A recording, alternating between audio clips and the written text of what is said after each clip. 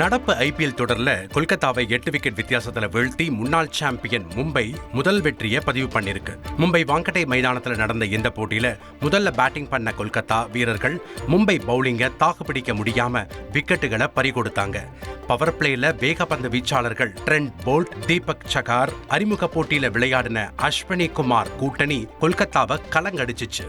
கொல்கத்தா அணியில எந்த வீரர்களும் பெரிதா பங்களிக்காததால 17வது ஓவர்ல 116 ரன்களுக்கு அந்த அணி ஆல் அவுட் ஆச்சு. அறிமுக போட்டியிலேயே 4 விக்கெட்டுகளை வீழ்த்தி அதகலப்படுத்தினாரு அஸ்வினி குமார். அடுத்து 117 ரன் என்ற சுலபமான இலக்க நோக்கி ஆடின மும்பை அணியில ரோஹித் சர்மா 13 ரன்னுக்கு ஆட்டம் இழந்து ரசிகர்களுக்கு ஏமாற்றம் தந்தாலும் ரியான் ரிக்கல்டன் அதிரடி காட்டினாரு. நிதானமா ஆடி வில் ஜாக்ஸ் ஆட்டமிழக்க அரை சதம் அடிச்சிட்டாரு ரிக்கல்டன்.